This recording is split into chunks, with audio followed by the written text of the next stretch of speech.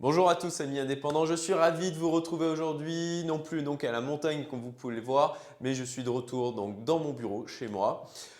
Aujourd'hui, on va parler d'un sujet qui me passionne, c'est la discipline et le lâcher prise. Alors avant ça, si tu aimes mes vidéos, merci de mettre un petit pouce bleu. Si tu veux laisser un commentaire positif ou négatif, n'hésite pas. Et si tu veux être tenu au courant des prochaines vidéos que je vais publier, merci de t'abonner et d'activer la petite cloche. Ça sera bon aussi pour mon référencement YouTube.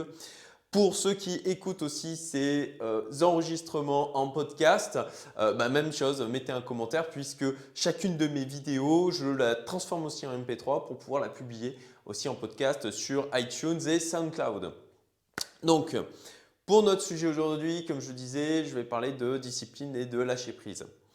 Alors, ça, en fait, pourquoi j'aborde ce sujet aujourd'hui? Parce qu'il y a de ça une semaine et demie, j'étais en voiture avec Laetitia Roux qui est web designer et membre de Youmento. Je travaille avec elle sur différents projets, sur mes différentes boîtes. Elle fait d'ailleurs un travail qui est excellent, je vous la recommande chaudement. Et elle me faisait un retour par rapport à l'article que j'ai publié le 1er janvier 2020 où en fait cette journée-là, je me suis réveillé un peu comme tout le monde avec fatigué, d'avoir trop mangé, d'être m'être couché tard, de ne pas avoir assez dormi et avec l'envie en clair de traîner toute la journée et de glander. Voilà.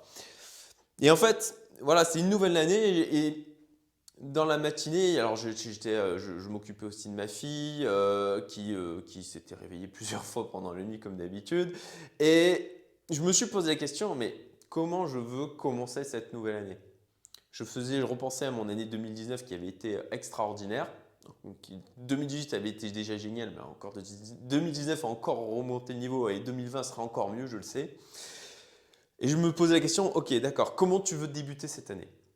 Est-ce que tu vas le faire en restant toute la journée à traîner dans ta robe de chambre, à manger les restes, à te poser sur le canapé et à glander? Ou est-ce que tu veux justement pouvoir te rappeler de ce premier jour comme étant un truc dont tu seras fier, où tu te seras dit non, j'ai refusé de glander, je me suis bougé les fesses et je suis sorti de ma zone de confort pour aller faire des trucs que je n'avais pas envie. Et donc, je me suis bougé, j'ai fait mon sport, je suis allé me doucher, j'ai pris ma douche froide, je me suis rasé, j'ai fait mes exercices mentaux et j'ai fait des choses qui me permettaient d'avancer dans mes objectifs. Donc, j'ai publié cet article avec pour objectif d'apporter de la motivation aux autres parce que c'est quelque chose qui me plaît, j'adore partager. Et je suis fier de ma première journée. Et ça m'a donné une énergie incroyable pour débuter cette première année, lancer la chaîne Youmento aussi, les podcasts, avancer sur le réseau, avancer sur mes différents business. Et j'avais envie donc vraiment de partager ça, d'où cet article. Et Laetitia en fait donc avait lu l'article, elle me disait que ça l'avait fait rire dans le sens où elle disait en quelque sorte où est-ce qu'il s'arrête quoi. Parfois il faut quand même savoir se poser, lâcher prise et puis accepter effectivement de juste se reposer, prendre du temps pour soi. Et elle a absolument raison. Elle a absolument raison, c'est essentiel. C'est toujours une histoire d'extrême. C'est jamais bon d'aller dans les extrêmes, d'aller à des choses qui sont trop… Alors c'est bien de sortir de sa zone de confort, c'est bien de repousser ses limites. Néanmoins les extrêmes, on le sait, c'est jamais bon. Et sur ce principe, alors c'est jamais bon, néanmoins c'est aussi nécessaire pour pouvoir déterminer ce qui nous convient. Je prends un exemple moi avec le sport. À un moment donné, je faisais beaucoup de Freeletics. Je ne sais pas si vous connaissez cette application mobile qui permet donc de faire du programme sportif. Vous êtes coaché par l'application et elle va vous pousser dans vos retranchements. Et Freeletics, à un moment donné, j'en ai carrément abusé. Je suis en fait même tombé en surentraînement. Je faisais plusieurs entraînements par jour. Pour moi, la seule limite était celle que ma volonté me posait. Jusqu'au moment où en fait c'est mon corps qui a lâché concrètement et je me suis rendu compte que voilà, j'ai touché une de mes limites, je suis allé à l'extrême. Et bon ça c'était il y a plusieurs années. Entre-temps j'ai testé, je suis tombé aussi dans l'extrême inverse à un moment donné où je faisais quasiment plus trop de sport. Notamment un peu avant la naissance de ma petite fille et après. Et puis j'ai trouvé aujourd'hui mon équilibre, ça fait 1 an et demi que je fais mes 7 minutes quasi quotidiennement. Alors pourquoi je dis quasi quotidiennement, je l'expliquerai tout à l'heure sur l'aspect en fait la nécessité d'être flexible. J'y reviens tout à l'heure. Et donc, en fait, ce programme sportif, c'est de 7 minutes dans la journée. Je n'ai pas l'excuse de me dire je n'ai pas 7 minutes. Concrètement, qui n'a pas 7 minutes à consacrer? On est tous à faire des choses où on procrastine, même moi hein, qui vraiment travaille sur cet aspect-là. Il y a des choses que je fais parfois de manière inutile. Donc 7 minutes, on a toujours le temps. Et puis en plus de ça, c'est un programme qui est optimisé, on n'a pas besoin de matériel, c'est basé sur le poids du corps, c'est de la haute intensité. Ça permet d'optimiser loi de Pareto, comme toujours, avoir le maximum de résultats par rapport au minimum d'investissement en quelque sorte. Et ça me permet comme ça de le faire vraiment quasi quotidiennement de manière à mieux vaut des efforts quotidiens plutôt que des gros efforts en pic comme ça au niveau du sport. Alors ça fait travailler des choses différemment, mais les gros efforts en pic, le problème c'est que c'est d'autant plus difficile de s'y mettre et c'est d'autant plus potentiellement décourageant. Donc tout ça pour dire que voilà, là aussi j'ai touché un extrême et le fait de toucher les extrêmes aussi ça nous permet de comprendre qu'est-ce qui nous convient. Les extrêmes sont parfois, c'est la notion de sortir de sa zone de confort encore une fois, c'est de repousser ses limites ou en tout cas d'aller les toucher. Ça nous permet de définir qu'est-ce qui, là où on doit se positionner. Donc par rapport à ça, je reviens à la notion de discipline. Alors là-dessus, j'ai publié un article aussi où je parle de ma routine quotidienne. Je me lève tôt, très tôt, certains diront, à 4 heures du mat. Tout de suite, j'ai d'exercices mentaux tous les jours, je fais de la méditation, j'essaye de lire un maximum tous les jours. En tout cas, tous les jours, ça c'est clair, j'apprends des choses, que ce soit par des livres audio, que ce soit par des formations en ligne, que ce soit par des chaînes YouTube, par des articles, etc. Bon, voilà, vous avez un article là-dessus où j'explique ma routine quotidienne.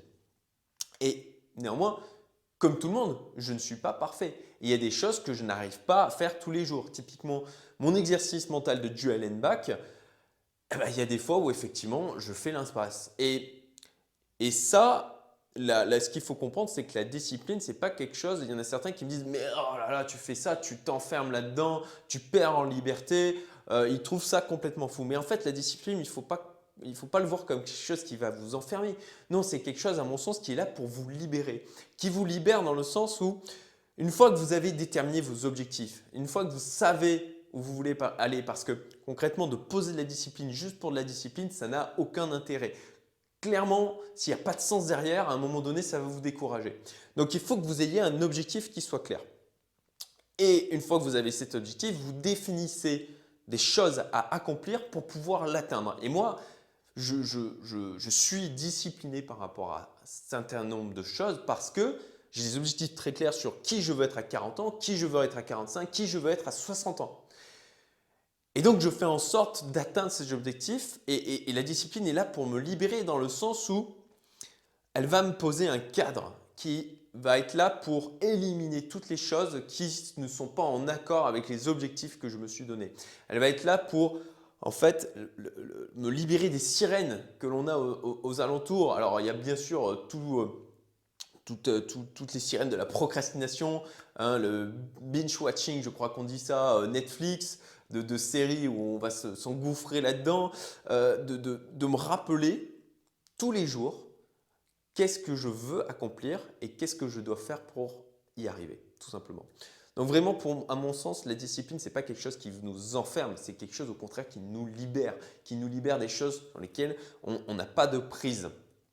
Et par rapport à ça, en fait, c'est toujours une histoire de flexibilité. C'est-à-dire que ma discipline, ma routine quotidienne, elle est là pour me poser un cadre.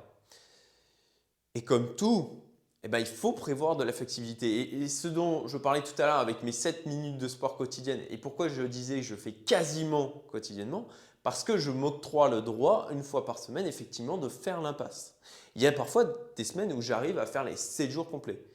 Mais régulièrement, il y a un jour où je me dis « Ok, aujourd'hui, c'est le jour où, parce que je dois partir très tôt à Paris, parce que je dois partir très tôt du côté de Gap, parce que je suis malade, et ben je me dis, ok, ben aujourd'hui, c'est le jour où j'ai droit à mon joker. Et c'est ça la flexibilité, c'est-à-dire qu'on se pose un cadre, et il y a le chaos d'un côté et on va dire l'ordre complet de l'autre. Et comme toujours, les extrêmes ne sont jamais bons. Il faut se définir quelque chose dans lequel on va naviguer, mais qui nous garde sur des rails pour quand même atteindre nos objectifs. Donc la notion de flexibilité en fait est essentielle. Alors ça c'est dans le livre Human Machine là, que j'ai lu récemment.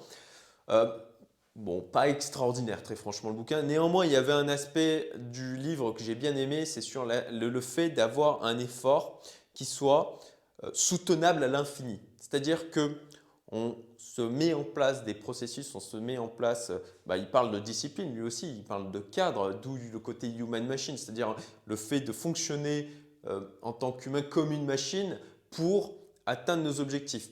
Alors, bien sûr, pas une machine pure et dure, plus de sentiments, plus de loisirs, ni quoi que ce soit.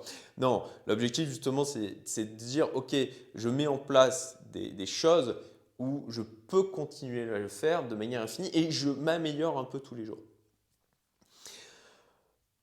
Donc la notion de flexibilité est essentielle. Et il faut savoir aussi lâcher prise. C'est absolument essentiel. Alors le lâcher prise, c'est aussi une notion qui regroupe beaucoup de choses. Pour moi, ça fait appel aussi à la notion de responsabilité. C'est-à-dire qu'il faut définir les éléments sur lesquels on a la possibilité d'agir et ceux sur lesquels on ne peut pas intervenir. C'est-à-dire que dans la vie, il y a des choses effectivement qui sont indépendantes de nos volontés, des événements sur lesquels on n'a pas de maîtrise. Et ça, il faut l'accepter, c'est le lâcher prise, c'est dire ok, dans ma vie, il y a les choses sur lesquelles je peux agir et les choses sur lesquelles je ne peux pas agir. Néanmoins, la responsabilité, c'est aussi de se dire sur les choses, les impondérables qui m'arrivent, j'ai quand même la responsabilité et le pouvoir de choisir la manière dont je vais réagir par rapport à ça. Ça, c'est vraiment essentiel. Par rapport à ça, typiquement, moi, je suis coupé des médias conventionnels. Pourquoi? Parce que dans 99% des cas, ils vont véhiculer déjà des choses qui sont anxiogènes, les grèves, catastrophes à l'autre bout du monde, meurtres, viols, vols, incendies, tremblements de terre, tsunamis, que des choses qui sont anxiogènes pour nous, alors que concrètement, ça n'a quasiment pas d'impact sur nous. Typiquement, dernièrement, j'ai appris qu'il y avait, effectivement, l'Australie, je suis désolé pour eux, mais des feux en Australie. Ok. Mais même si, ok, je compatis. Mais concrètement, quel est l'intérêt pour moi d'avoir cette information? Il n'y en a aucun, à part de voilà, juste alimenter des conversations sociales et puis parce que notre cerveau, ce qu'il faut savoir, c'est que quand il reçoit des nouvelles comme ça, lui tout de suite, c'est notre cerveau, dans Pitch Anything, il parle de le cerveau du crocodile en fait, le cerveau reptilien. Lui tout de suite, ce qu'il se demande, c'est est-ce que c'est une menace? Et c'est le genre de choses où tout de suite, ça crée de l'anxiété parce qu'effectivement, le fait de savoir qu'il y a à un endroit donné des choses qui brûlent, des gens qui meurent, ça crée de l'anxiété sur nous. Mais qu'est-ce que je peux y faire? Je compatis certes, mais je suis bien content de ne pas avoir entendu parler de ça aux infos. Et bien sûr, en fait, j'entends parler de ça quand même, mais c'est voilà, les bruits de couloir, on va dire, les conversations, typiquement avec ma coiffeuse en l'occurrence de ce matin. Voilà pourquoi en fait je suis coupé aussi de tous les médias conventionnels parce que il y a plein de choses où on va avoir des informations qui vont venir aussi surcharger notre cerveau, mais qui n'ont clairement aucun intérêt pour nous et qui vont juste venir alimenter un climat anxiogène et donc rien de bon pour moi. Voilà, par rapport à la notion de lâcher prise, la notion de responsabilité, c'est de dire ok, ce sur quoi je n'ai pas de prise, je décide de ne pas m'inquiéter pour ça. Mais je m'inquiète par contre des choses sur lesquelles j'ai le pouvoir d'agir. Voilà, je crois que je suis arrivé au bout de cette vidéo. Dernière chose que je voulais partager sur la notion de lâcher prise, c'est la nécessité, effectivement, comme me le disait Laetitia, de s'aménager des moments où on profite, où on fait des choses qui sont potentiellement pas vraiment utiles. c'est pas grave. C'est comme dans les Sims, je ne sais pas si vous avez joué à ça, mais ils avaient des systèmes de jauge, nourriture, travail, environnement social et loisirs. Eh ben, à mon sens, l'être humain fonctionne comme ça, c'est qu'on est une sorte de réservoir qu'il faut remplir. Voilà, et il faut, pour être bien dans notre vie, il faut faire en sorte que l'ensemble soit équilibré. Eh ben, il faut aussi s'aménager des moments. Moi, je le fais aussi. J'adore les bandes dessinées. Parfois, je lis des bandes dessinées. J'adore aller au cinéma, voir des gros films américains, comment on dit, blockbusters, c'est ça. Où en clair, ça pète dans tous les sens. Il n'y a pas forcément de cohérence dans le scénario, mais j'aime ça, tout simplement. Donc, d'avoir des moments où on fait des choses qui nous font plaisir et qui ne sont pas forcément en accord avec nos objectifs à long terme, etc. De la même manière, quelque chose qui m'aide beaucoup au quotidien, c'est la méditation. Vraiment, je vous engage à tester la chose. La notion de lâcher prise, c'est vraiment quelque chose qui est abordé au sein de la méditation. L'application Petit Bambou est très bien pour ça. Même chose, j'en parle dans ma routine quotidienne. Je mettrai l'article en description. Merci, j'espère que cette vidéo t'a plu, que c'est quelque chose qui va t'aider à comprendre que il faut avoir cette flexibilité, néanmoins de se poser un cadre pour atteindre ses objectifs. Que déjà définir ses objectifs, c'est essentiel, mais je ferai une autre vidéo là-dessus, c'est vraiment un sujet trop large pour l'aborder aujourd'hui. Et puis, on est déjà à 16 minutes de vidéo. Je crois que je n'ai pas été trop mal sur le fait de pouvoir faire la vidéo en une seule prise. Si encore une fois tu as des remarques, je t'invite à le faire. Alors oui, pourquoi je dis j'ai fait la vidéo en une seule prise? Tout simplement parce que je m'impose pour augmenter mon niveau d'efficacité à éviter de faire du montage derrière, en tout cas au maximum. Donc pour pouvoir éviter de faire du montage, il faut que je me rate aussi peu que possible dans mes vidéos. Et donc je suis assez content de ma dernière vidéo que j'ai fait à la montagne, a été en une seule prise, quasiment. J'ai peut-être dû couper des tout petits trucs. J'ai juste mis des systèmes de recadrage. Je vais tester sans, là, vous me direz ce que vous en penserez. Et donc pour pouvoir arriver à faire quelque chose, il faut juste le faire. C'est comme on dit, c'est en forgeant qu'on devient forgeron. Donc là, toujours dans un souci de productivité, je fais donc ces vidéos autant que possible en une seule prise. Si tu as envie de partager sur ces sujets, si tu as envie d'échanger avec moi, si tu as envie que du coup je te partage, alors il y a des choses au sein de Youmento que je ne partage qu'aux membres, des choses personnelles, des expériences que je ne peux pas partager au grand public, les investissements que je peux faire, je suis très transparent là-dessus, l'argent que je peux placer sur les différents produits que j'ai identifiés, mes stratégies personnelles, les choses qui arrivent dans ma vie d'entrepreneur et même chose qui sont assez personnelles, mais que je partage au sein du réseau, rejoins-nous. Si tu veux me contacter pour rejoindre le réseau, c'est simple, tu vas sur youmento.best/contact, tu as le formulaire de contact, tu laisses tes coordonnées et on échangera ensuite par mail pour vérifier que tu corresponds et que tu y trouveras ce que tu recherches au sein du réseau. Merci encore de m'avoir suivi jusqu'au bout. Si cette vidéo t'a plu, encore une fois, petit pouce bleu, commentaire, abonnement, cloche et je vous dis à très bientôt. Salut!